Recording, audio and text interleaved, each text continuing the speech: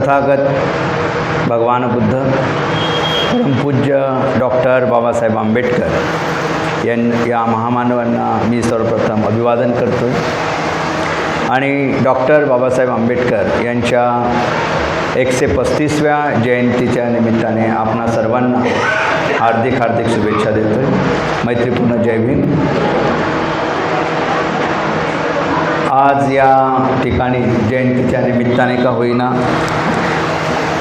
या हिंगणघाट केंद्रामध्ये मी दुसऱ्यांदा येत आहे। याआधी पण एकदा एका कार्यक्रमाच्या निमित्ताने या ठिकाणी आलेलो होतो आणि ही माझी या ठिकाणी येण्याची दुसरी वेळ आहे।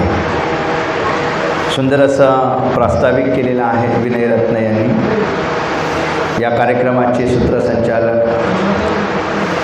आर्यभूषण, तसेच ज्यांनी माझा परिचय करून दिलेला आहे अमृताश्री, यांचेसुद्धा खूप खूप धन्यवाद। आणि या ठिकाणी आपण धम्म श्रवण करण्यासाठी किंवा जसं आर्यभूषण यांनी सांगितलेलं आहे की डॉक्टर बाबासाहेब आंबेडकरांची धम्मदृष्टी काय आहे ते समजून घेण्यासाठी आपण या ठिकाणी आलात। मुळात म्हणजे बाबासाहेब समजून घेण्याची आपणात जी आवड आहे किंवा ज्याला काय म्हणूया की जिज्ञासा आहे की बाबासाहेबांविषयीचे किंवा बुद्धांविषयीचे 2 शब्द आपल्या कानावर पडावे, ही जी उत्कटता ज्या बौद्ध अनुयायांमध्ये आहे ते धन्य हो। आणि त्यामुळं तुमचे खूप खूप आभार व्यक्त करतो आहे। आणि मी माझे जे व्याख्यान आहे ते सुरू करण्यापूर्वी एक माझा स्वार्थ आहे, म्हणजे इथे येण्यामागचा आहे किंवा तुमच्यासमोर काही बोलण्याचा सुद्धा माझा काही स्वार्थ दडलेला आहे आणि तो स्वार्थ मी शेवटीला सांगणार आहे की माझा काय स्वार्थ आहे। तर बाबासाहेबांची जशी मला आर्यभूषण यांनी सांगितलेलं होतं की तुम्ही बाबासाहेबांच्या धम्मदृष्टीवरती बोला। आम्ही बरेचदा बाबासाहेबांची धम्मदृष्टी अनेक वर्षापासून सांगण्याचा प्रयत्न करीत आहोत। यावेळेला जेव्हा त्यांनी मला सांगितलं का याच विषयावर बोला, तर पुन्हा तेच ते मुद्दे घेण्याऐवजी मी बाबासाहेबांची थोडंसं त्याच्या धम्मदृष्टीच्या पुढे जाऊन म्हणूया की त्याला परिवर्तनाची दृष्टी कशी आहे बाबासाहेबांची, अर्थात ती धम्मदृष्टीच आहे, पण परिवर्तन बाबासाहेब कशा पद्धतीनं अभिप्रेत होतं बाबासाहेबांना ते समजून घेण्याचा काही प्रयत्न करणार आहोत। आणि जेव्हा बाबासाहेबांचं जे काही धम्मदृष्टी आहे, बाबासाहेबांची जी परिवर्तनाची जी काही दृष्टी आहे, जी समाज परिवर्तनाची दृष्टी आहे, संपूर्ण जग बदलण्याची जी दृष्टी आहे, ते भगवान बुद्ध आणि त्याचा धम्म या ग्रंथामध्ये जर आपण व्यवस्थित जर वाचला तर बाबासाहेबांनी हे धम्मराज्य कसं बनलं पाहिजे, मनाची मलिनता दूर करणे हा धम्म आहे। या धम्म, सधम्म आणि अधम्म या जे चॅप्टर्स दिलेले आहेत त्या प्रकरणांमध्ये बाबासाहेब याचा उल्लेख करतात की हे जग मला धम्मराज्य बनवायचं आहे। मग अशा प्रकारची धम्मराज्य बनवण्याची जी बाबासाहेबांची दृष्टी आहे ती आपण गेल्या 70 वर्षामध्ये किती प्रमाणात समजून घेतली याचं मूल्यमापन करण्याची आज आपल्याला गरज आहे। कारण आपण गेल्या 70 वर्षापासून, जरी आपण 70 वर्षापासून ऐकत नसलो तरी आपल्या आईवडिलांनी ती गोष्टी ऐकलेल्या असतील, आपल्या आजोबांनी त्या गोष्टी ऐकल्या असतील आणि त्यांच्या माध्यमातून आपणापर्यंत सुद्धा त्या गोष्टी पोहोचलेल्या आहेत। या 70 वर्षाच्या कालावधीमध्ये बाबासाहेबांची धम्मदृष्टी आम्ही कशा प्रकारे समजून घेतली याचं मूल्यमापन या जयंतीच्या निमित्तानं होणं गरजेचं आहे। आता बाबासाहेबांची एवढी मोठी धम्माची दृष्टी आहे किंवा जी परिवर्तनाची दृष्टी आहे ते समजून घेण्यासाठी हा जो काही अर्ध्या पाऊण तासाचं जे काही माझं व्याख्यान आहे, त्या व्याख्यानात एवढी मोठी बाबासाहेबांची धम्मदृष्टी समजून घेणं हे काही शक्य होणार नाही। मी फक्त बाबासाहेबांच्या जीवनातल्या काही घटना घेऊन त्या घटनेच्या द्वारे बाबासाहेबांची धम्मदृष्टी कशी आहे आणि आपण ती कशा पद्धतीने समजून घेऊ शकतो किंवा ती समजून घ्यायला पाहिजे यासाठी मी काही बाबासाहेबांचे जेवढ्या ठरलेल्या वेळामध्ये जेवढे काही प्रसंग उदाहरणं मला घेता येईल तेवढे घेण्याचा मी प्रयत्न करेन। काही घटना बाबासाहेबांच्या जीवनातल्या घ्यायचा प्रयत्न करेन। तर बाबासाहेबांच्या जीवनातला जो पहिला एक घटना मी तुमच्यासमोर सांगेल की बाबासाहेबांनी 14 ऑक्टोंबर 1956ला नागपूर या ठिकाणी धर्मांतर केलं आणि बाबासाहेबांचं महापरिनिर्वाण 6 डिसेंबर 1956ला झालं आहे. हा जो काही 42 दिवसाचा जो काही अवधी आहे, या दोन म्हणजे धर्मांतरांचा दिवस आणि बाबासाहेबांच्या महापरिनिर्वाणाचा दिवस, या दोघांच्या मध्ये एक महत्त्वाची घटना घडलेली आहे, ज्या घटनेकडे आपण आता येणार आहोत. ती म्हणजे 20 नोव्हेंबर 1956ला बाबासाहेब काठमांडू म्हणजे जे आता नेपाळमध्ये आहे त्या काठमांडूमध्ये एक जागतिक बौद्ध संघ ज्याला म्हणतो आपण म्हणजे जागतिक बौद्ध भातृसंघ ज्याला म्हणतात किंवा बंधुत्व संघ म्हणतो आपण त्याला, वर्ल्ड फेलोशिप ऑफ बुद्धिस्ट ज्याला म्हटलेलं आहे, म्हणजे जागतिक स्तरावरचं जे एक बौद्ध संघटन आहे त्या संघटनाच्या 4थ्या जागतिक संमेलनाला बाबासाहेब एक बौद्ध प्रतिनिधी म्हणून उपस्थित होते. आता हे जागतिक बौद्ध संघटन काय आहे तर संपूर्ण जगातील बौद्ध समुदाय एकत्राने आणि बंधुभावाने वागावं यासाठी 1950ला जागतिक बौद्ध संघाची स्थापना करण्यात गेली. म्हणजे जागतिक बौद्ध भातृसंघ ज्याला म्हणतात, वर्ल्ड फेलोशिप ऑफ बुद्धिस्ट असं त्याला म्हटलेलं आहे.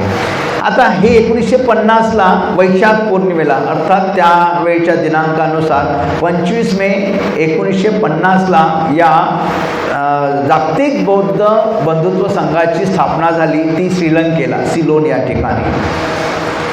आणि त्या पहिल्या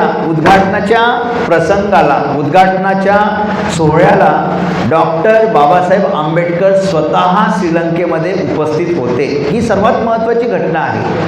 यासोबत एक दुसरी महत्त्वाची घटना की वैशाख पौर्णिमेलाच, त्याच 1950च्या वैशाख पौर्णिमेला अर्थात 25 मे 1950ला बाबासाहेबांनी महाबोधी सोसायटीच्या मासिकामध्ये एक लेख लिहिलेला होता, भगवान बुद्ध आणि त्याच्या धम्माचे भवितव्य. तो सुद्धा वैशाख पौर्णिमेलाच लिहिलेला होता. या वैशाख पौर्णिमेला जो काही बाबासाहेबांनी जो लेख लिहिला त्या लेखामध्ये बाबासाहेब असे म्हणाले होते की मला जागतिक बौद्ध संघाची निर्मिती करायची आहे. म्हणजे जगात बौद्ध संघ असायला पाहिजे, तो एकच बौद्ध संघ असायला पाहिजे जो जागतिक स्तरावर काम करेल. आणि याच जागतिक संघाच्या निर्मितीच्या उद्घाटनाच्या सोहळ्याला बाबासाहेब श्रीलंकेला उपस्थित होते. ही एक पहिली घटना. आणि त्याच जागतिक बौद्ध संघाचे जे काही 4थं जागतिक संमेलन होतं ज्यामध्ये 27 देशाच्या विविध प्रतिनिधींनी सहभाग घेतलेला होता आणि ते काठमांडू या ठिकाणी होतं. बाबासाहेबांना त्या संमेलनाला बोलवताना तिथल्या आयोजकांनी एक विषय दिला होता बाबासाहेबांना. तो विषय काय दिला होता बाबासाहेबांना की बुद्धाची अहिंसा, भगवान बुद्धाची अहिंसा या विषयावर बाबासाहेबांनी त्या जागतिक संमेलनाला प्रबोधन करावं किंवा त्या जागतिक संमेलनामध्ये या विषयावर बाबासाहेबांनी व्याख्यान द्यावं अशी आयोजकांनी आधीच विनंती केलेली होती. आणि बाबासाहेब त्या संमेलनामध्ये भगवान बुद्धाची अहिंसा या विषयावरच व्याख्यान देणार होते. पण जेव्हा बाबासाहेब गेले तिथे 15 तारखेपासून ते संमेलन सुरू झालेलं होतं 15 नोव्हेंबरला आणि बाबासाहेबांचं व्याख्यान 20 नोव्हेंबरला म्हणजे शेवटच्या दिवशी समारोपीय व्याख्यान होतं त्या संमेलनाचं. आता बाबासाहेबाला वाटलं की आपल्याला बुद्धाची अहिंसा या विषयावर बोलायचं आहे आणि 20 नोव्हेंबर हा दिवस उजाडला. सकाळी 11 वाजता त्यांचं व्याख्यान होतं आणि 10 वाजता ते आयोजक तिथली जी म्हणजे ज्या लोकांनी बाबासाहेबांना त्या ठिकाणी बोलवलेलं होतं त्या परिषदेमध्ये जेवढे काही 27 देशाचे विविध प्रतिनिधी होते त्या सर्वांनी बाबासाहेबांना विनंती केली की तुम्ही भगवान बुद्धाची अहिंसा या विषयावर न बोलता बुद्ध की कार्ल मार्क्स या विषयावर तुम्ही बोलायला पाहिजे अशी आमची विनंती आहे. बाबासाहेबांना मोठा प्रश्न पडला की आता 11 वाजता मला व्याख्यान द्यायचं आणि अगदी वेळेवर हे लोक मला विषय बदलवत आहे, तरी बाबासाहेबांना वाटलं की ठीक आहे, सगळ्या प्रतिनिधींची इच्छा आहे की बाबासाहेबांनी बुद्ध की कार्ल मार्क्स या विषयावर बोलावं, आणि बाबासाहेबांनी ती विनंती मान्य केली आणि बाबासाहेब बुद्ध की कार्ल मार्क्स या विषयावरती त्यांनी ते व्याख्यान दिलं. ते व्याख्यान मी पूर्ण सांगणार नाही, ते व्याख्यान पुस्तक रूपानं आपण वाचलेलं असेल. बुद्ध की कार्ल मार्क्स ही छोटीशी पुस्तिका आहे बाबासाहेबांची, आणि आपण ती वाचलेली असेल, नसेल वाचली तर वाचून टाका.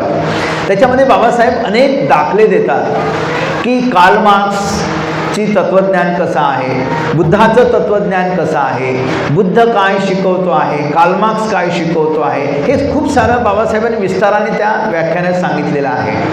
पण त्यातली एक महत्त्वाची गोष्ट बाबासाहेब तिथे सांगतात की बुद्ध आणि कार्ल मार्क्स यांच्यामध्ये जवळपास 2100-2200 वर्षाचा अंतर आहे.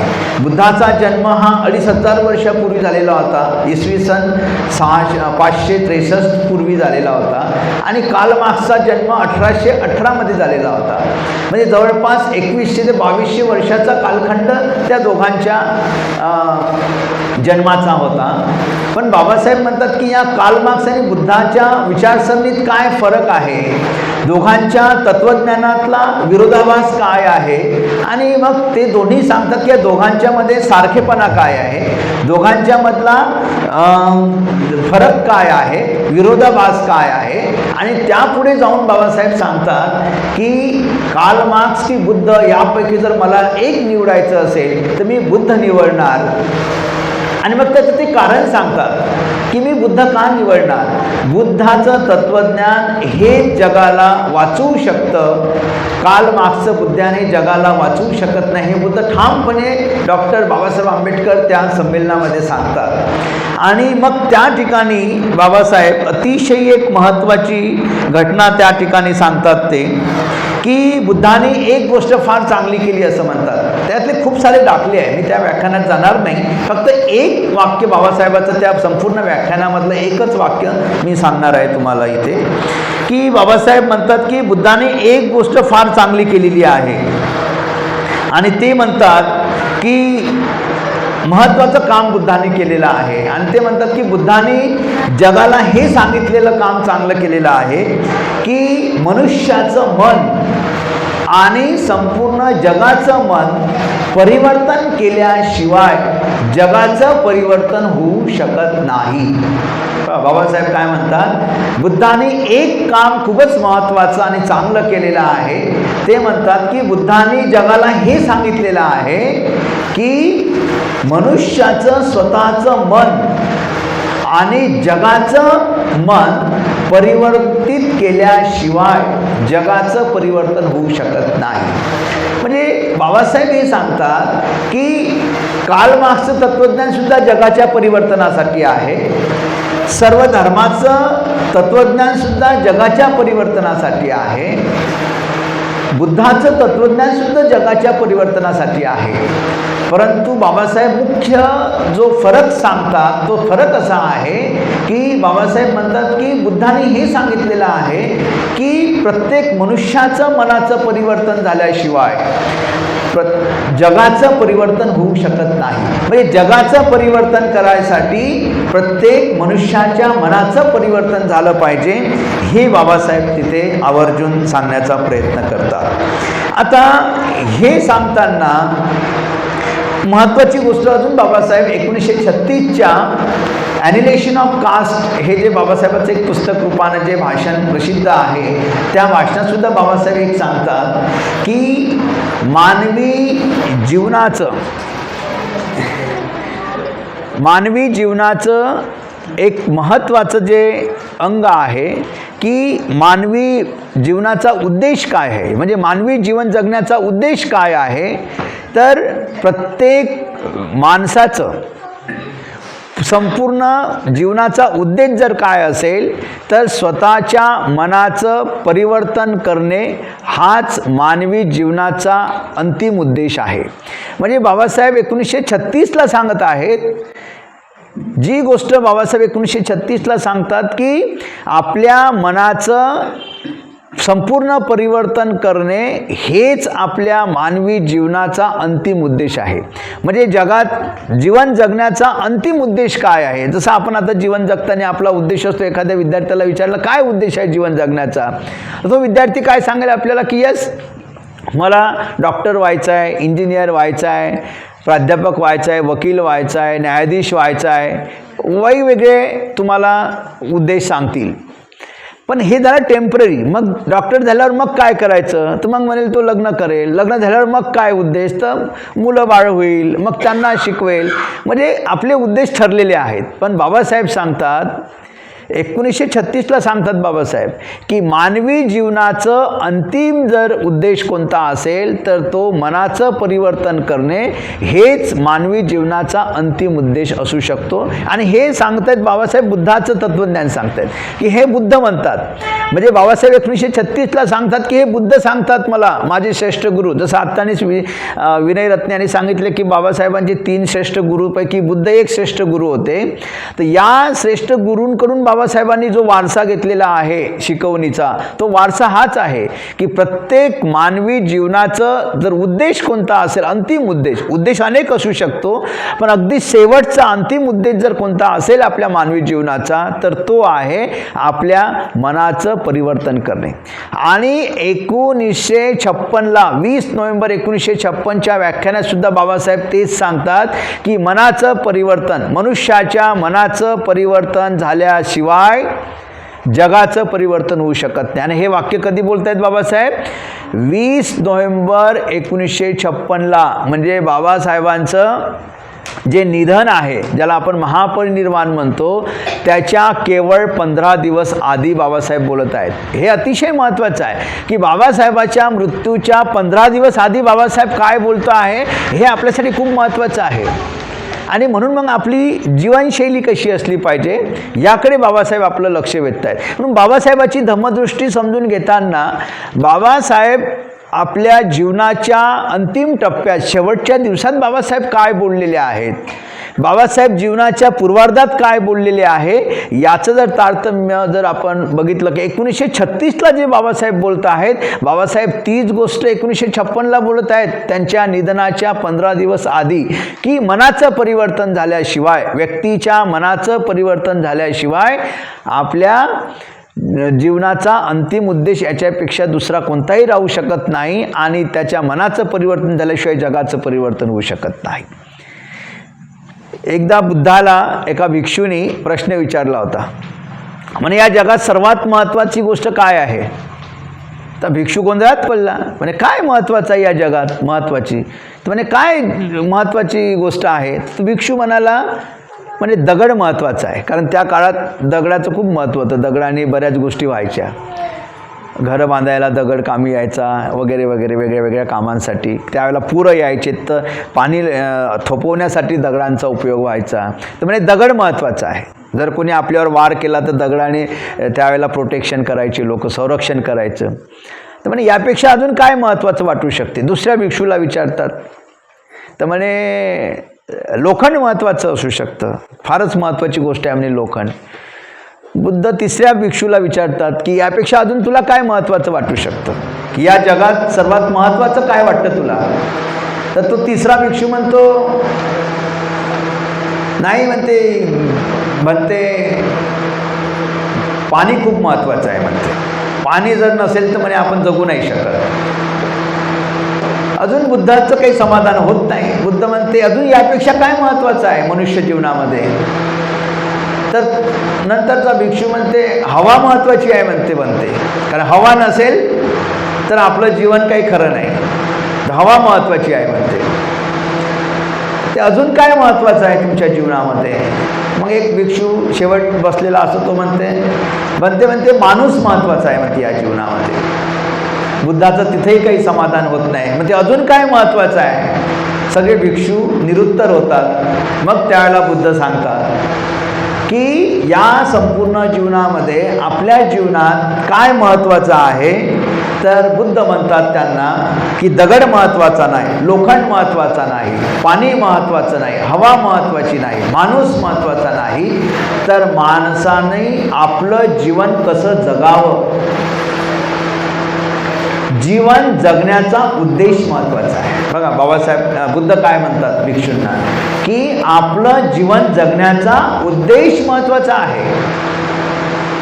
मग तिथे बुद्ध सांगतात की जीवन तर प्राणी पण जगतो, तो पण जन्मतो, तो पण जेवतो म्हणजे खातो, तो पण प्रजनन करतो, तो पण झोपतो, तो पण उठतो, हे तर प्राणी पण करत आहे.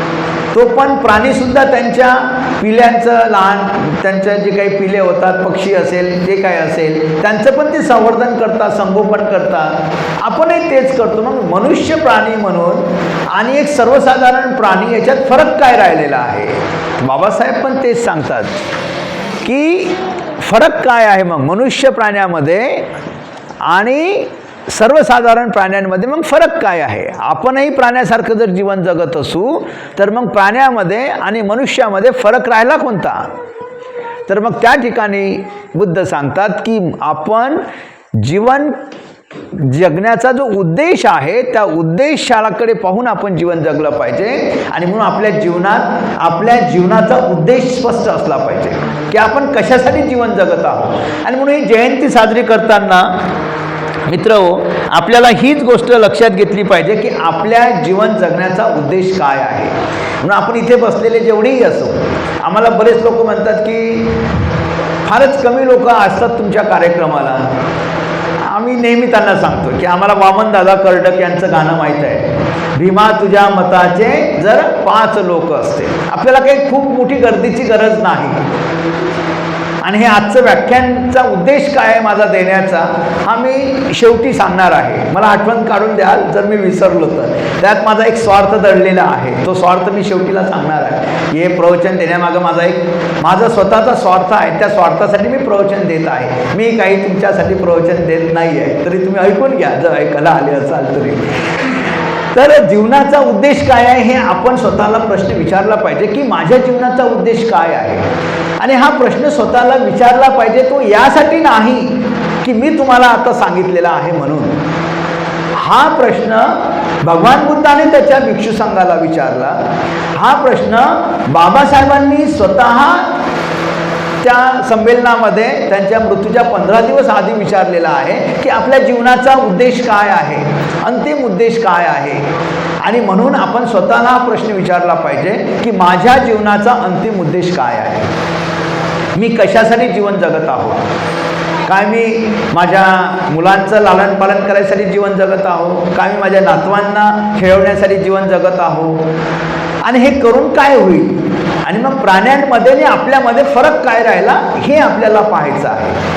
मग प्राणी जीवन आणि आपलं मनुष्य जीवन यामध्ये फरक काय आहे ते आपण शोधण्याचा प्रयत्न करा, म्हणजे याचं उत्तर आपल्याला सापडेल. आणि मग पुढे बाबासाहेब जसं म्हणतात की मनुष्याचं मन परिवर्तन झाल्याशिवाय आणि जगाचं मनाचं परिवर्तन झाल्याशिवाय जगाचं परिवर्तन होऊ शकत नाही. आणि बाबासाहेब तर बुद्ध आणि त्याच्या धम्मग्रंथामध्ये लिहितात की या जगाला मला धम्मराज्य बनवायचं आहे. बाबासाहेबांनी हे नाही म्हटलं आहे की भारताला धम्मराज्य बनवायचं आहे. त्यांनी हे नाही म्हटलं की मला महाराष्ट्राला धम्मराज्य बनवायचं आहे. बाबासाहेब म्हणतात की संपूर्ण जगाला मला धम्मराज्य बनवायचं आहे. जगाला धम्मराज्य बनवायचं आहे म्हणजे संपूर्ण जगाचं परिवर्तन करायचं आहे बाबासाहेबांना. मग हे कसं होईल? ह्या दोन्ही गोष्टी, स्वतःचं मन कसं परिवर्तित होईल आणि जगाचं मन कसं परिवर्तित होईल या गोष्टीकडे आपण लक्ष केंद्रित केलं पाहिजे. मग आपण कोणत्या मानसिक अवस्थेत असतो? तर आपण नेहमी नकारात्मक अवस्थेत असतो. आपल्या मनाचे 2 भाग आहे, एक नकारात्मक मन आणि एक सकारात्मक मन.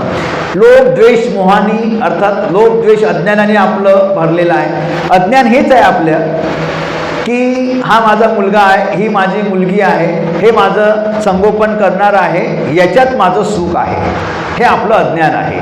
आपल्याला वाटतंय की आपला मुलगा मुलगी हे आपलं सुख आहे, पण खरंच मुलात आणि मुलीत सुख आहे का?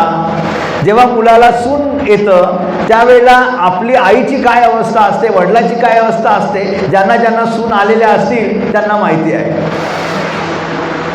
मुलात आपल्याला सुख वाटतंय, पण खरंच मुलगा सुख देतोय का? ज्या मुलाच्या एखाद्या नवीन मुलीला जर मूल होत नसेल तर परेशान असते, या डॉक्टरकडे जा, त्या डॉक्टरकडे जा, त्या डॉक्टरकडे जा, नाना तऱ्हेचे आपण उपाय करतो.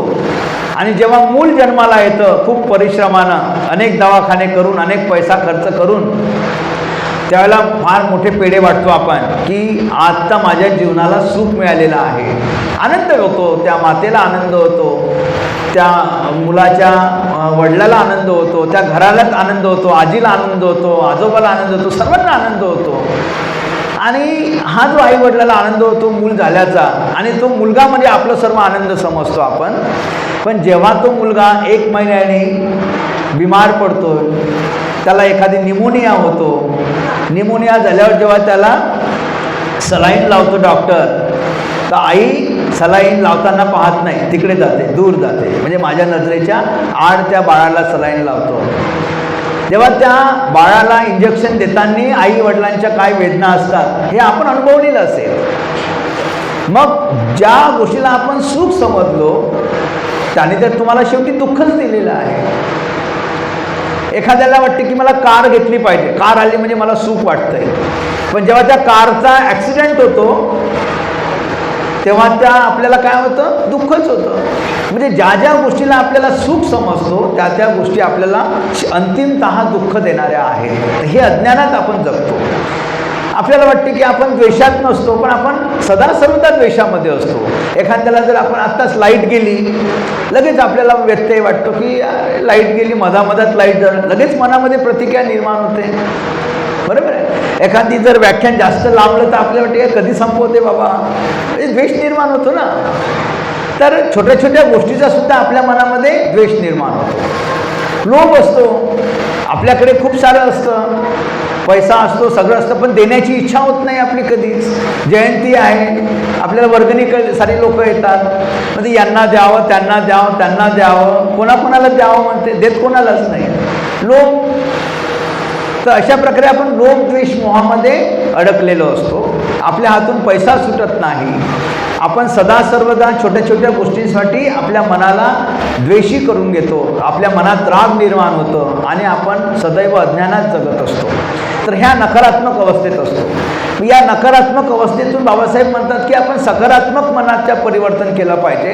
या नकारात्मक मनाला सकारात्मक बनवलं पाहिजे, तर आपल्या मनाचं परिवर्तन होईल. मनाचं परिवर्तन करणे म्हणजे काय करायचं आहे आपल्याला?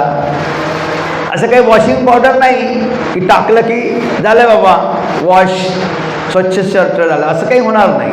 साबण लावली का आपलं जसं अंग स्वच्छ होऊन जाते, तसं काही मनाचं काही असं साबण अजूनपर्यंत निर्माण झालेलं नाही आहे. ते मनाला परिवर्तित करायचं आहे, मनाला शुद्ध करायचं आहे. म्हणजे नेमकं काय करायचं आहे आपल्याला? तर हे जे नकारात्मक बाबी आहे आपल्या मनाच्या, त्याला सकारात्मकतेकडे घेऊन जायचं आहे. सकारात्मक बाबी कोणत्या आहे? लोभ असेल तर दान केलं पाहिजे. आपल्या मनात जर राग असेल, एखाद्या विषयीचा द्वेष असेल, तर त्याला आपण मैत्रीत रूपांतर केलं पाहिजे. आपल्यात जर अज्ञान असेल तर आपल्यामध्ये प्रज्ञा विकसित केली पाहिजे. प्रज्ञा कशाला म्हणतात? जसं आहे तसं सत्याला पाहणे, जसं आहे तसं वास्तविकतेला पाहणे म्हणजे प्रज्ञा. जी गोष्ट जशी आहे तशी पाहणे म्हणजे प्रज्ञा. मग ही प्रज्ञा आपण विकसित केली पाहिजे. तर अशा प्रकारे आपण जे काही कष्ट करतो, आपण जे काही सकाळपासून संध्याकाळपर्यंत किंवा जन्मल्यापासून किंवा जेव्हापासून आपण काही उपजीविकेसाठी कष्ट करतो, त्याच्यातून आपण काही मूल्य निर्माण करण्याचा प्रयत्न करत असतो. कोणी नोकरी करत असेल, कोणी बिझनेस करत असेल, कोणी छोटी मोठी प्रायव्हेट नोकरी करत असेल, कोणी सरकारी नोकरी करत असेल. काय करतो आपण या सगळ्या ह्याच्यातून? आपण मूल्य निर्धारित करतो, आपल्याला पैसा कमवतो. त्या पैशातून काय करतो आपण? त्या पैशातून पॉझिटिव्ह मूल्य निर्माण झाले पाहिजे, सकारात्मक मूल्य निर्माण केले पाहिजे. त्या पैशाचा सदुपयोग केला पाहिजे, ना की त्याचा दुरुपयोग. म्हणून हे मूल्य आपण निर्माण केले पाहिजे. आणि अशा राग, द्वेष आणि लोभापासून मुक्त होऊन आपल्या मनाला शुद्ध करण्याचा प्रयत्न केला पाहिजे. तरच आपण खऱ्या अर्थाने मनाचं परिवर्तन करू शकतो. आणि मग हे आपल्या मनाचं परिवर्तन झालंय. मग आपण जगाचं परिवर्तन कसं करणार आहोत? आपण हे ठीक आहे, तुम्ही सांगत आहात तर उद्यापासून आपण मनाचं परिवर्तन करू. ठीक आहे, चला उद्यापासून दान करणं सुरू केलं आहे, मैत्री करायला सुरुवात केली आणि प्रज्ञा विकसित करायला सुरुवात झाली, झाले तुमचं मन. आणि मग एक दिवस फोन करून द्या मला की झालं मी शुद्ध. ओके, मग आता मी काय करू? एकटाच मी शुद्ध झालो आहे, बाकी जगाचं काय? जगाचा विचार करायची गरज नाही. बाबासाहेबांनी अतिशय सुंदर विश्लेषण केलेलं आहे त्याच्यामध्ये. बाबासाहेबांची धम्मदृष्टी समजून घेतली पाहिजे. बाबासाहेब इथे थांबले नाही की मनुष्याने आपल्या मनाचं काय करायचं आहे? परिवर्तन करायचं आहे. बाबासाहेब दुसरी गोष्ट सांगतात की जगाचं परिवर्तन सुद्धा करायचं आहे. मग जगाचं परिवर्तन कसं होईल हो जगाचं परिवर्तन? मी माझी जबाबदारी घेऊ शकतो, जगाची जबाबदारी कशी घेणार आहे? म्हणजे मी म्हणेल की ठीक आहे बाबा मी दान देईल, पण या सर्व लोकांनी दान दिलं पाहिजे हे कशी जबाबदारी घेऊ शकतो? तो देईल नाही देईल, पण मी केलं पाहिजे. मग आपल्याला हे कन्फ्युजन होते. आणि आम्ही अनेक युवकांना जेव्हा भेटतोय, अनेक लोकांना भेटतोय, त्यांना सांगतो की आम्ही मैत्री भावना करा, द्वेष कमी होईल, दान करा, लोभातून बाहेर पडाल, धर्म शिका, प्रज्ञा विकसित होईल. लोक म्हणतात याची काही गरज नाही, आपण एकट्याने केल्याने काही फरक पडणार आहे का म्हणते. आम्ही अनेक पोलिसांना भेटतोय की नैतिकतेने या आमच्या. अरे आम्ही सर म्हणते खूप इच्छा आहे तुमच्या विहारात यायची, पण आमचा पेशाच असा आहे म्हणते पोलीसचा की रोजच आम्हाला काही नाही काही करप्शन करावं लागते म्हणते, त्याच्यामुळं तिथं यावं कसं म्हणते. म्हणजे करप्शन करणं गरजेचंच आहे म्हणते, बिना करप्शननं ते चालतच नाही डिपार्टमेंट, असं लोकांना वाटते. तर हे असं नाही आहे. मग आपल्याला जेव्हा कन्फ्युजन राहते की ही शिकवण जर कामाची नाही तर मग हे असं म्हणावं लागेल आपल्याला की बुद्धानं जे सांगितलं ते फक्त त्या काळासाठी होतं. बुद्धाचा धम्म हा चिरंतन धम्म नाही, हे युनिव्हर्सल ट्रूथ नाही, ते वैश्विक सत्य नाही, हे मान्य करावं लागेल. जर बुद्धाने सांगितलेली शिकवण जर आजच्या जगात आपल्याला जगता येत नसेल तर बुद्धाची शिकवण ही कालबाह्य झाली हे तरी मान्य करावं लागेल, किंवा बुद्धाची शिकवण आजही उपयोगी आहे हे तरी म्हणावं लागेल. दोनपैकी एक म्हणावं लागेल की बुद्धाची शिकवण आज उपयोगी नाही, एकतर हे म्हणा बुद्ध धम्माची काही गरज नाही. ओके, इट्स ओके, उद्यापासून बुद्धिस्ट म्हणणं सोडून द्या स्वतः. कारण जर ती शिकवण जगता येत नसेल दररोजच्या जीवनामध्ये तर त्याचा उपयोग काय? म्हणजे तुमच्या घरी जर मी एखाद्या डब्यात ॲसिड आणून ठेवले आणि तुम्हाला म्हणलं की ही दूध आहे, हे प्या, तुम्ही प्याल का? नाही प्याल. काहून? तुम्हाला माहीत आहे हे आपल्या कामाचं नाही आहे. मग तसंच जर हा बुद्ध धर्म तुमच्या कामाचा नसेल तर तो सोडून दिला पाहिजे एकतर. आणि जर कामाचा असेल, तुम्हाला वाटत आहे की ते दूध आहे तर ते पिलं पाहिजे, कारण ते तुमच्या शरीराला गरजेचं आहे. मग बुद्ध धर्म जर कामाचा असेल तर तो जगता आला पाहिजे आपल्या व्यावहारिक जीवनामध्ये, तर तो बुद्ध धर्म कामाचा आहे. मग एकतर बुद्धाने सांगितलेला धम्म कामाचा आहे की कामाचा नाही हे आधी ठरवलं पाहिजे. आणि कामाचा नसेल तर स्वतःला बौद्ध म्हणून घेण्यात काही अर्थ नाही, आणि कामाचा असेल तर तो बुद्ध धर्म जशाने तसा स्वीकारला पाहिजे, तो आपल्या सोयीने स्वीकारता कामा नये. आणि मग पुढे आपण जगाचं हे जर कन्फ्युजन असेल की हा धर्म आता वास्तविकतेत जगणं कठीण आहे असं जर तुम्हाला वाटत असेल, मी घड्याळीकडे लक्ष ठेवतो, जास्त वेळ घेणार नाही तुमचा. आणि बोर झाले तर सांगाल मला की थांबा बा खूप झालं, म्हणजे मी थांबेन. तसं 40-45 मिनटात मी थांबण्याचा प्रयत्न करेन. तर मी हे सांगत होतो की मग असं जर कन्फ्युजन असेल आपल्या मनामध्ये की हा धर्म खरंच कामाचा आहे की नाही आहे, हा जीवनात जगणं शक्य आहे की नाही आहे, थेट बुद्धाकडे जा. कारण हा धर्म कोणाचा आहे? बुद्धाचा आहे. बाबासाहेबांनी जो धम्म दिला तो कोणाचा धम्म दिला आपल्याला? बुद्धाचा दिला. डायरेक्ट बुद्धापाशी जा. बुद्धाने काय केलंय? बुद्धाने सर्वप्रथम स्वतः ज्ञानप्राप्ती केली. बरोबर आहे की नाही? बुद्ध काही 10-5 लोक घेऊन गेले का? बुद्ध काही स्वतःच्या बायकोला घेऊन गेले का? वडिलाला घेऊन गेले का? आईला घेऊन गेले का? मुलाला घेऊन गेले का? नाही. बुद्ध स्वतः एकटा गेला, एकट्याने ज्ञानप्राप्ती केली वैशाख पौर्णिमेला. मग वैशाख पौर्णिमेला बुद्धांनी ज्ञानप्राप्ती केला म्हणजे काय केलं? स्वतःचं परिवर्तन केलं, स्वतःच्या मनाचं परिवर्तन केलं. म्हणजे बघा, बाबासाहेब जे 20 नोव्हेंबर 1956ला आपल्या निधनाच्या 15 दिवस आधी ज्या 2 गोष्टी सांगतात, फक्त मी त्या 2च गोष्टी तुम्हाला वेगवेगळे दाखले देऊन सांगत आहे की हे बुद्धाची परंपरा आहे, बुद्धापासून घेतलेले वारसा आहे बाबासाहेबांनी. दुसरं तिसरं बाबासाहेबांनी काही सांगितलेलं नाही. आणि मग आता थेट बाबासाहेबाची धम्मदृष्टी समजून घेण्यासाठी थेट बुद्धापाशी पोहोचा की बुद्धाला ज्ञानप्राप्ती झाली म्हणजे काय झालं हो. मी एका प्राध्यापकाला प्रश्न विचारला, बुद्धाला ज्ञानप्राप्ती झाली म्हणजे नेमकं काय झालं. तर म्हणजे ज्ञानप्राप्त हो, तर ज्ञानप्राप्ती आलंच, त्या शब्दच आहे ज्ञानप्राप्ती. ज्ञानप्राप्ती झाली म्हणजे नेमकं काय झालं. नेमकं लोकांना सांगता येत नाही की बुद्धाला ज्ञानप्राप्ती झाली म्हणजे नेमकं काय झालं. नेमकं काय झालं, बुद्धाने स्वतःच्या मनाचं परिवर्तन केलं. ही गोष्ट नेमकी घडलेली आहे.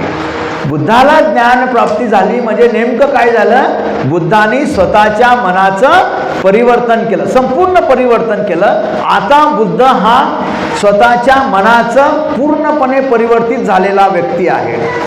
आणि मग बुद्धाला परिवर्तन झाल्यानंतर, बुद्धाच्या मनाचं परिवर्तन झाल्यानंतर, बुद्धाला संबोधी प्राप्ती झाल्यानंतर बुद्धाच्या मनात दोन प्रश्न निर्माण झाले की ही ज्ञानप्राप्ती लोकांना सांगावी की सांगू नये. हे आपल्याला माहिती आहे, मी त्याच्या खोलात जाणार नाही, ते वेगळं व्याख्यान होईल, तो पण फार मोठा क्रिटिकल विषय आहे. तर बुद्धाला ज्ञानप्राप्ती झाल्यानंतर बुद्धाला संभ्रम निर्माण झाला. आता हा संभ्रम शब्द पण वापरणं चुकीचं आहे. बुद्ध विचार करत होते की सांगावं की सांगू नये, लोकांना ते समजेल की समजणार नाही. या द्विधा अवस्थेत बुद्ध 2 महिने राहिले. 2 महिने बुद्ध एकटेच राहिले, हे आपल्याला माहिती आहे. आणि मग जेव्हा बुद्धाने 2 महिन्यानंतर हा निर्णय घेतला की नाही, ही ज्ञानप्राप्ती मी लोकांना सांगितली पाहिजे, तेव्हा वैशाख पौर्णिमेपासून 2 महिन्यानंतर जी आषाढी पौर्णिमा आहे, ते ज्याला आपण धम्मपौर्णिमा म्हणतो, त्या धम्मपौर्णिमेला बाबासाहेबांनी पहिल्यांदा त्यांना जे प्राप्ती झाली ती प्राप्ती बुद्धाने कुणाला सांगितली, पंचभिक्षुवर्गीयांना सांगितली. माहिती आहे ना आपल्याला, इतिहास माहिती आहे. आता मला सांगा, बुद्धाने काय केलं, जे स्वतःच्या मनाचं परिवर्तन पहिले केलं, ही गोष्ट लक्षात घ्या. नंतर काय केलं बुद्धाने नंतर जे काही पंचवर्गीय भिक्षू होते त्या भिक्षूंना देशना केली. आणि मग त्यांना देशना झाल्यावर काय झालं, बुद्धाने जे सांगितलं होतं, आपल्याला तो प्रसंग माहित आहे की बुद्ध येत होते, मग हे ठरवलं यांनी त्याचं स्वागत करायचं नाही, त्याला बसायला जागा द्यायची नाही, त्याच्यासोबत बोलायचं नाही, हे सगळं माहिती आहे आपल्याला. हे सगळं आपल्याला कोडून प्यायलेलं आहे, आपल्याला पाठ आहे, झोपेतून उठलं तरी सांगता येते प्रत्येकाला. पण त्याचा अर्थ काय आहे, काय काय शिकायचं काय त्याच्यामधून आपल्याला, हे तर माहीतच आहे, वर्षानुवर्ष ऐकलं आहे आपण आणि वाचलं पण आहे. बुद्धाने सांगितलं आणि 5 भिक्षू वर्गाने ऐकलं, त्यातून घडलं काय घडलं, फक्त ऐकलं का त्या पंचभिक्षुवर्गीयांनी, पुढे आपण तो इतिहास वाचलेला आहे पण त्याला आपल्याला जोडता नाही आला, एवढीच फक्त प्रॉब्लेम झाला आहे. त्या पंचवर्गीय भिक्षूंना जेव्हा बुद्धांनी हे सांगितलं, धम्म सांगितला की माझं मनाचं परिवर्तन हे असं झालेलं आहे, तुम्ही हे जीवन जगून बघा. आणि जेव्हा बुद्धांनी सांगितल्या पद्धतीनं ते पंचभिक्षू वर्ग जेव्हा जगायला लागले, तेव्हा ते 5ही भिक्षू म्हणतात अरहंत झाले. माहीत आहे ना, म्हणजे काय झालं हो, इथं स्वतःचं त्यांनी परिवर्तन केलं. प्रत्येक पंचवर्गीय भिक्षूंनी, जसं सिद्धार्थाने स्वतःच्या मनाचं परिवर्तन करून जो बुद्ध झाला, तसे ते पंचभिक्षुवर्गीय सुद्धा स्वतःच्या मनाचं परिवर्तन करून ते काय झाले, अरहंत झाले. म्हणजे त्यांनी स्वतःच्या मनाचं परिवर्तन केलं. पण त्यांचं परिवर्तन कसं झालं, बुद्धानं सांगितलं म्हणून. जर बुद्धांनी त्याची ज्ञानप्राप्ती जर त्या पंचभिक्षुवर्गीयांना सांगितलीच नसती तर त्या पंचवर्गीय भिक्षूचं सुद्धा परिवर्तन झालं असतं का, नाही झालं असतं. म्हणजे त्या बुद्धाने जेव्हा त्यांना सांगितलं आणि ते सांगितलं नाही, ऐकले नाही, ते जगले आणि तसे जगले म्हणून त्यांच्या मनाचं परिवर्तन झालं. इथं बाबासाहेबांनी जी 20 नोव्हेंबर 1956ला जी दुसरी गोष्ट सांगितली, स्वतःचं परिवर्तन करा आणि जगाचं परिवर्तन करा. बुद्धाने स्वतःचं परिवर्तन केलं आणि त्यांच्या संपर्कात असणाऱ्या 5 भिक्षूंचं परिवर्तन केलं. म्हणजे त्यांच्यासाठी ते छोटंसं जग होतं. म्हणजे बुद्धाने काय केलं, स्वतःच्या परिवर्तनासोबत जगाचं परिवर्तन केलं. म्हणजे त्या 5 भिक्षूंचं परिवर्तन झालं. आता 5 भिक्षूंचं परिवर्तन का झालं, कारण बुद्धाच्या धम्माचा जो प्रभाव होता तो प्रभाव त्यांच्यावर पडला. म्हणजे सद्वर्तनाचा, शीलाचा परिणाम होतोच याच्यावर आपला विश्वास असला पाहिजे. आपल्या आचरणाचा प्रभाव हा इतरांवर होतोच यावर आपला विश्वास असला पाहिजे. लोक ऐकणार नाहीत या संभ्रमात आपण राहता कामा नये. जेवढी जिथे जिथे संधी आहे तिथे तिथे आपला अनुभव लोकांना सांगितला पाहिजे आणि त्यांना त्यांचं मन परिवर्तनासाठी आपण प्रयत्न केला पाहिजे. हीच बुद्धाची शिकवण आहे. मग बुद्धाने पुढे 5 लोकांना भिक्षू करून थांबलेत का? बुद्ध नाही थांबले. पुढे काय झालंय? मग आपण तिसरी पौर्णिमा साजरी करतो, त्याला संघ पौर्णिमा म्हणतो आपण. मग त्या कोणती आषाढी पौर्णिमेपासून तर अश्विन पौर्णिमेपर्यंत 4 महिन्याचा कालावधी, ज्याला आपण वर्षावास म्हणतोय. मग बुद्धाने काय केलं? वर्षावास सुरू केला आहे. त्या वर्षावासात कोण भेटलंय? यशाचे 60 लोक मित्र भेटले त्याचे. त्या 60 लोकांसोबत बुद्धाने 4 महिन्याचा वर्षावास केला. आणि मग संघ पौर्णिमा ज्याला म्हणतो, त्या अश्विन पौर्णिमेला कार्तिक पौर्णिमेला संघाची स्थापना झाली. ते 60 लोकसुद्धा बुद्धाच्या संघात सामील झाले. काय केलं बुद्धाने? स्वतःच्या मनाचं परिवर्तन केलं. त्यांच्या समोर असलेल्या 5 भिक्षूंचं परिवर्तन केलं. एकाचे 6 झाले आणि 6चे 60 झाले. आणि कार्तिक पौर्णिमेला संघ पौर्णिमेला संघाची निर्मिती केली आणि त्या 60 लोकांना भिक्षू बनवलं. आणि एकाचे आता किती झाले? 66 झाले. एक भगवान बुद्ध, 5 भिक्षू, 6 आणि 60 यशाचे मित्र, म्हणजे टोटल किती झाले? 66. आणि या 66 लोकांनी जे बुद्धाला ज्ञानप्राप्ती झाली, त्या 66 लोकांनी स्वतःच्या मनाचं परिवर्तन केलं आणि स्वतःच्या परिवर्तनाचा प्रभाव इतरांवर पडला आणि संपूर्ण भारत बौद्धमय झाला. आपण ऐकलंय ना की कधी काही संपूर्ण भारत बुद्धमय होता. कसा झाला बुद्धमय? या संघाच्या जो संपर्कात आला तो व्यक्ती काय झाला? अरहंत झाला. तो व्यक्ती भिक्षू झाला. तो बुद्धाच्या संपर्कात आला. त्याचं परिवर्तन झालं. म्हणजे स्वतःच्या परिवर्तनासोबत जगाचं परिवर्तन केलं. हे बुद्धाने केलं. आणि तीच गोष्ट बाबासाहेब 1956ला 20 नोव्हेंबर 1956ला सांगतात की स्वतःच्या परिवर्तनासोबत जगाचं परिवर्तन करायचं आहे. आणि मग बुद्धाने जे केलं तेच बाबासाहेबांनी केलं. बाबासाहेबांनी पहिले स्वतःचं परिवर्तन केलं, स्वतः शिकले, स्वतः धम्माचं आचरण केलं, स्वतः धम्म जगले आणि त्यांच्या समवेत असणाऱ्या मित्रांना सांगितलं का हा बुद्धाचा धम्म योग्य आहे आपल्यासाठी. आणि मग 1935ला जी घोषणा केली की मी धर्म परिवर्तनाची घोषणा केली, ती धर्म परिवर्तनाची घोषणा आपल्या लाखो अनुयायांसोबत बाबासाहेबांनी 14 ऑक्टोबर 1956ला पूर्ण केली. म्हणजेच काय केलं बाबासाहेबांनी? स्वतःचं परिवर्तन करून जगाचं परिवर्तन केलं.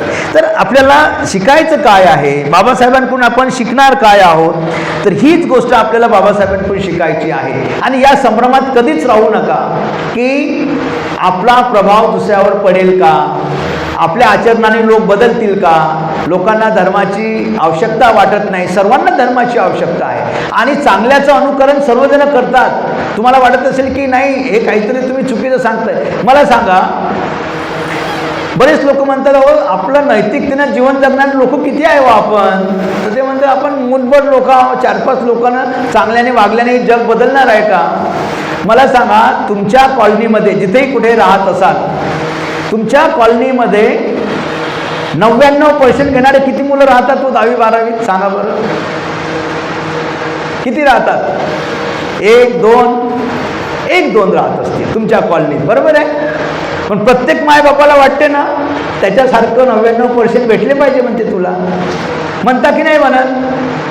तुमच्या कॉलनीमधून MBBSला जाणारे किती मुलं राहतात? एखादी. पण तुम्ही तुमचा मुलगा जेव्हा 12वीत जातो त्यावेळेला काय सांगता? बघ त्याचा नंबर कसा लागला म्हणते MBBSला, तुझा लागला पाहिजे. म्हणजे तुम्ही कोणाला फॉलो करता? कोणाला आदर्श मानता? जो चांगला आहे त्यालाच आदर्श मानता. तुमच्या मुलांवरती तुम्ही तोच आदर्श शिकवता मुलांना जो चांगला आहे. मग तुम्ही जर आचरण करत असाल तर कोण असा म्हणेल की याच्यासारखं आचरणशील नाही बनायचं असं कोण म्हणेल सांगा बरं? कोणीच म्हणू शकत नाही.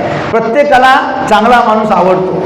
बघा, स्वतः जरी दारू पिणारा बाप असेल ना तरी मुलीसाठी जेव्हा जावई बघतो ना दारू पिणारा नाही पाहिजे म्हणते. खाऊन पहा, तो तर स्वतः दारू पितो.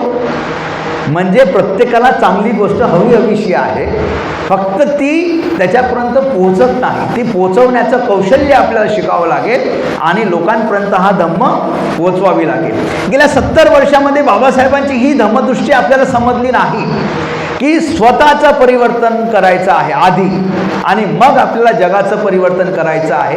ह्या दोनच गोष्टी जर आपल्याला कळल्या तर याच्यातच बाबासाहेबांची धम्मदृष्टी दडलेली आहे, की जी बुद्धापासून घेतलेली आहे बाबासाहेबांनी. बाबासाहेबांनी काही स्वतः सांगितलेलं नाही. बाबासाहेब म्हणतात की हे मी बुद्धापासून घेतलेलं आहे, बुद्धाने जे केलं तेच मी करत आहे. आणि 14 ऑक्टोबर 1956ला जेव्हा दीक्षा दिली तेव्हा 15 ऑक्टोबरला बाबासाहेब म्हणतात की सिद्धार्थ गौतमांनी तत्कालीन काळात जे जे त्यांना योग्य वाटलं ते ते त्यांनी केलं, या काळात मला जे योग्य वाटलं ते मी करत आहे. आपल्याला हेच शिकायचं आहे, स्वतःचं परिवर्तन आणि जगाचं परिवर्तन करायचं आहे. ही जी लिनेज आहे, ही जो वारसा आलेला आहे बुद्धापासून बाबासाहेबांनी घेतलेला आहे आणि तो बाबासाहेबापासून आपल्यापर्यंत आलेला आहे. आपण बरेच लोक म्हणतो की आपण बौद्ध आहेत आणि आपण सांगतो की जन्माने बुद्ध होत नाही, तो धर्म वगैरे वगैरे आपण सांगत बरेचदा ऐकलं. पण बरेच लोक म्हणतात आम्ही बौद्ध आहे. मी एका प्राध्यापकाला विचारलं, म्हणे मी बुद्ध आहे. म्हणलं तुम्ही दीक्षा घेतली का? तर म्हणे आम्ही जन्मताच बौद्ध आहे, माझे वडील बौद्ध होते, मी बौद्ध आहे. म्हणजे तुझे वडील कसे बौद्ध होते? तर म्हणे बाबासाहेबांनी दीक्षा दिली ना. म्हणजे कोणाला? तर माझ्या आज्याला. म्हटलं ठीक आहे, म्हणजे हे आताची गोष्ट नाही बरं, 10-15 वर्षापूर्वीची गोष्ट सांगत आहे मी तुम्हाला. चांगले मित्र आहे माझे ते. म्हटलं तुझे आजोबा आहेत का जिवंत? तर म्हणे हो. बरं म्हटलं. आणि बुद्धिस्ट स्टडीज शिकवतात, म्हणजे MA इन बुद्धिस्ट स्टडीजमध्ये प्रोफेसर आहे आणि बौद्ध धर्म शिकवण्याचा तज्ज्ञ माणूस आहे, डॉक्टरेट आहे, PhD होल्डर आहे. आणि बुद्धानं सांगितलं ना म्हणे जन्मानं कोणी बौद्ध होत नाही तर तो कर्माने बौद्ध होते. तर आम्ही पहिले जन्मानंच बौद्ध आहे म्हणे आणि कर्माने यावं म्हणे. म्हटलं कर्मानं कसं आहे? दारू पितो तू, मांस मच्छी खातोय, खोटा बोलतोय, सगळं काही करतो, पंचशिलाच्या सगळं विरुद्ध आचरण करतो. नाही म्हणे ते आता शक्य नाही ना म्हणे, आता ते घ्यावं लागते, ऑकेजनली घेतो, दररोज थोडी घेतो म्हणे दारू. तो विषय सोडून दिला, जाऊ दे, कर्मानं तर तू नाही आहे. पण जन्मानं तरी कसं आहे म्हटलं? जन्मानं तर अवसर म्हणे, ठीक आहे कर्माचा आहे तर तो दुरुस्त करीन म्हणे भविष्यात, पण जन्मानं तर आहो म्हणे. म्हणलं कसं आहे? माझा बाप बौद्ध आहे. बाप कसा बौद्ध आहे? तर माझा आजा बौद्ध आहे. आजा कसा झाला? म्हणे बाबासाहेबांनी दीक्षा दिली. म्हणलं जिवंत आहे आजा? हो म्हणे. गेलो एक दिवस घरी. सर म्हणलं येऊ का घरी, आहेत का आपले आजोबा? म्हणे हो आहे ना, या ना सर म्हणे. गेलो आम्ही घरी. आजोबांसोबत चर्चा केल्या मस्त 15-20 मिनिट, चांगलं बढिया चर्चा केल्या. बाबासाहेबाचा काळ कसा होता वगैरे वगैरे. म्हटलं बाबासाहेबाची दीक्षा झाली होती, आजोबा तर गेले होते का तुम्ही? तर म्हणे आपल्या गावातून म्हणे आमच्या गावात 150 घरं आहे बौद्धांचे. किती घरं आहे? 150. त्याच्यातला एक हे आजोबा होते. त्यांना सहज भेटलो मी. गेले होते का म्हटलं तुम्ही? नाही म्हणे त्यावेळेला नागपूरला जाणं कठीण होतं ना म्हणे आणि खूप पंचायत होती म्हणे, आमच्याकडे काही बैल नव्हते, रेंगी नव्हती, पायी. आपल्या गावातून किती लोक गेले होते म्हटलं? आपल्या गावातून 11 लोक गेले होते म्हणे, 11. मग त्यांना 11ची नावं विचारले मी.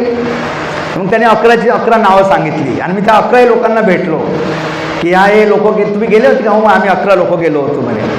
म्हटलं तुम्ही नव्हते गेले का? नाही म्हणे आम्ही नाही गेलो होतो म्हणे.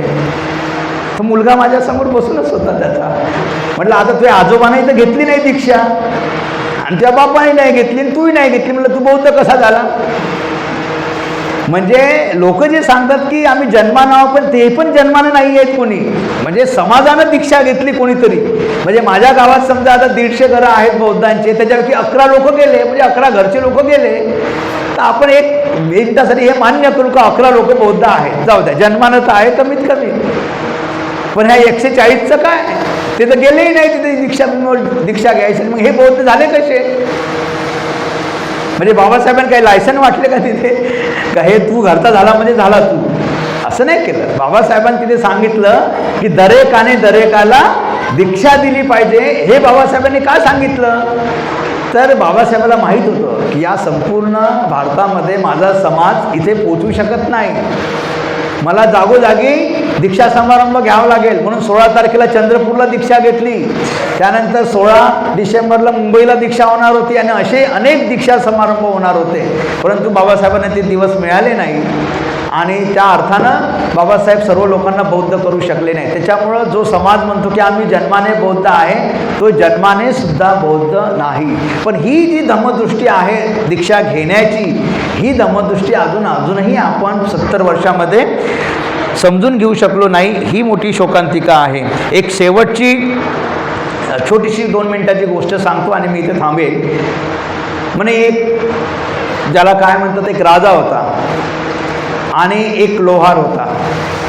तो लोहाराचं काम करत होता आणि त्याला लोहाराचं काम करण्यासाठी गरम अग्नी पाहिजे. अग्नीसाठी तो काय जाळतो, लाकडं जाळतो. तर तो लाकडं विकत आणायचा आणि तो वर्षानुवर्ष गरीबच राहायला. तर त्या राजाला वाटलं की हा खूपच कष्ट करतो हा लोहार, याचं चांगलं काही झालं पाहिजे. माझ्याकडे एक अगाऊ अशीच पडलेली चंदनाची बाग आहे. तर त्या राजाने त्याला चंदनाची बाग गिफ्ट दिली, भेट दिली की ही चंदनाची बाग घे आणि चांगला श्रीमंत हो. खुश झाला तो. एवढी मोठी झाडं लागलेली आहे त्या बागेमध्ये, त्याला खुश झाला बिलकुल. तो काय एवढी मोठ्या राजाने माझ्यावरती चांगले उपकार केले या आनंदाने तो गदगदून गेला. राजा निघून गेला. हा लोहार काय करायला लागला, रोज एक झाड कापायचं, त्याची लाकडं जमा करायची आणि त्याचं लोहाराचं काम करायचं. त्याच्यावर तो जाळायचा आणि त्याचं लोहाराचं काम करायचं, लोहाराचं. असे करत करत त्याची संपूर्ण बाग त्याने कापून टाकली. एक झाड तोडलं की 2-3 दिवस लाकडं पुरायची त्याला. असं करता करता 2 वर्ष 3 वर्ष निघून गेले. या राजाला वाटलं की त्या लोहाराला आपण एक चंदनाची बाग भेट दिली होती, आता तो श्रीमंत झालेला असेल चांगला, म्हणून तो त्या लोहाराच्या भेटीला गेला. तर तो लोहार, तो आपलं लोहाराचंच काम करत होता आणि त्याच्या हातोड्याला एक दांडा होता शेवटचा, पण तो त्या बागेतला चंदनाचा होता.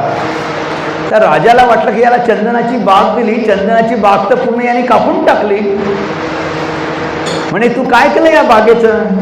तर म्हणे राजा, तुम्ही बाग दिल्यापासून मला लाकडं घ्यायचं कामच नाही पडलं म्हणे कधी. लाकडं घेणं बंद म्हणे तेव्हापासून. मग काय केलं म्हणे?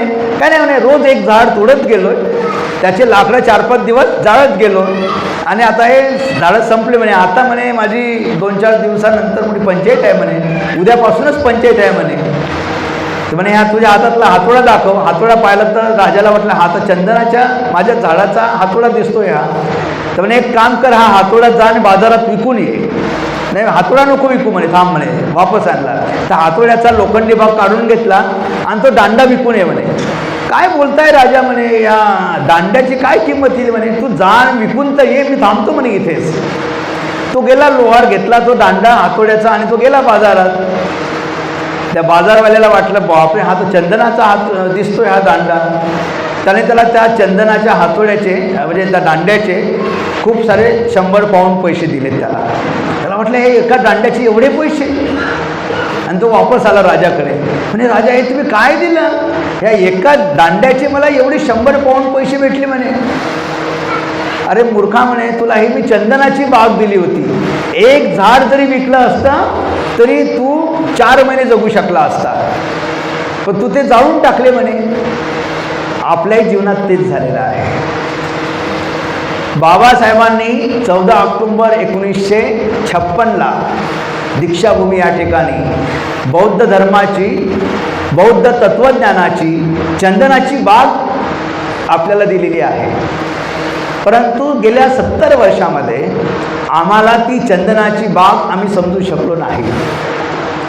जसं त्या लोहाराला त्या चंदनाचं महत्त्व कळलं नाही आणि तो चंदन जाळत गेला आणि तो चंदनाची बाग संपली, पण त्या चंदनाचा त्याच्या आयुष्यात काही उपयोग झाला नाही किंवा त्या चंदनाचा उपयोग तो त्याच्या वैभवशाली जीवनासाठी तो करू शकला नाही. तसंच बाबासाहेबांनी जो धर्म आपल्याला 14 ऑक्टोबर 1956ला दिला, त्या धम्मरूपी चंदनाच्या बागेचा उपयोग आपण आपलं जीवन चांगलं बनवण्यासाठी, आपल्या जीवनात मनाचं परिवर्तन करण्यासाठी आपण गेल्या 70 वर्षामध्ये आपण ते करू शकलो नाही. आणि म्हणून आपण जी बाबासाहेबांनी दिलेला जो धम्म आहे, ती धम्मदृष्टी आपण आजही 70 वर्षात समजू शकलो नाही. म्हणून बौद्ध धर्माच्या प्रसार करण्यासाठी, बौद्ध धम्म समजून घेण्यासाठी आपण कुठेतरी कमी आहोत. आज जर इथे गाण्याचा प्रोग्राम ठेवला तर हजारो लोक जमतील, परंतु धम्म श्रवण करण्यासाठी 100 लोक एकत्र येणं कठीण आहे. कारण जो बाबासाहेबांनी आपल्याला चंदनरूपी धम्म दिलेला आहे, ती धम्मदृष्टी आपल्याला न समजल्यामुळे आपण या परिस्थितीला आहोत. मला एवढंच सांगायचं आहे की जसं त्या लोहाराला समजलं नाही तसंच आपल्या समाजाचं प्रत्येक माणसाचं होऊ शकतं. आणि म्हणून बाबासाहेबांनी आपल्या निधनाच्या 15 दिवस आधी म्हणजे 20 नोव्हेंबर 1956ला जो संदेश त्या संमेलनामध्ये दिला, जागतिक बौद्ध संमेलनामध्ये दिला, तो आपल्यासाठी सुद्धा महत्त्वाचा आहे. आपलं स्वतःचं परिवर्तन करणे आणि आपल्यासोबत संपूर्ण जगाच्या परिवर्तनासाठी आपण प्रयत्न करणे. आपण या ठिकाणी आलेले सर्व बंधू भगिनी आज हे संकल्प करतील की मी आजपासून धम्म समजून घेईन. धम्म समजून घेण्यासाठी या केंद्रामध्ये जे काही वर्ग चालतात त्या वर्गासाठी मी येईन.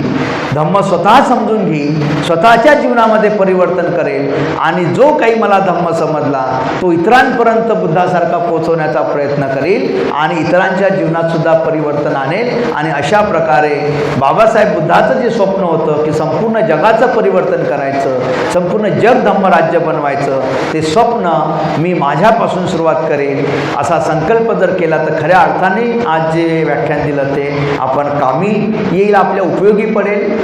आणि मी जे सुरुवातीला सांगितलं की याच्यामध्ये माझा स्वार्थ होता, माझा स्वार्थ एवढाच आहे, इथे बसलेले जेवढेही लोक असेल या लोकांना ही धम्मदृष्टी समजेल नाही समजेल, तुम्हाला तुमच्यापैकी कोणाला समजेल नाही समजेल, इथे बसलेल्यापैकी किमान एका माणसाला आतापर्यंत जे काही मी 50 मिनटं सांगितलेलं आहे या 55 मिनटामध्ये किमान एका माणसाला जरी ही धम्मदृष्टी जर समजली तरी मी धन्य आहे की माझ्या प्रवचनाचा काही फायदा झाला. आणि तो एक व्यक्ती कुणी जरी नसला, किमान तो मी जरी असेल, किमान ती धम्मदृष्टी मला जरी समजली तरी खऱ्या अर्थानं हे प्रवचन सार्थकी झालं आणि तो माझ्या जीवनामध्ये ते परिवर्तन आणू शकते. आणि हाच माझा स्वार्थ होता की माझ्या प्रवचनाने कोणाला लाभ होईल नाही होईल ते मला माहिती नाही, ते मी सांगू शकत नाही, परंतु माझ्या प्रवचनाचा किमान मला जरी लाभ झाला आणि माझ्या जीवनात जरी परिवर्तन येऊ शकलं तर हे प्रवचन किमान माझ्यासाठी तरी फायद्याचं होईल आणि माझ्या जीवनाचं परिवर्तन होईल. त्यामुळे मी आज संकल्प करेल की जी धम्मदृष्टी मी अभ्यासली, जी मी चिंतन केलं, ती धम्मदृष्टी बाबासाहेबांची जर माझ्यामध्ये पूर्ण उतरली तर माझ्या जीवनाचं परिवर्तन होईल. आणि माझ्या जीवनाचं परिवर्तन झालं तर माझ्या परिवर्तित मनाचा, माझ्या परिवर्तित जीवनाचा इतरांवर प्रभाव होईल, इतरसुद्धा आपल्या मनपरिवर्तनाच्या मार्गाला लागतील, एवढी अपेक्षा व्यक्त करून मी माझं या ठिकाणी लांबलेलं व्याख्यान इथेच थांबवतो. आणि आपण शांतचित्तानं ऐकून घेतलं त्याबद्दल आपणा सर्वांचं मी खूप खूप आभार व्यक्त करतोय.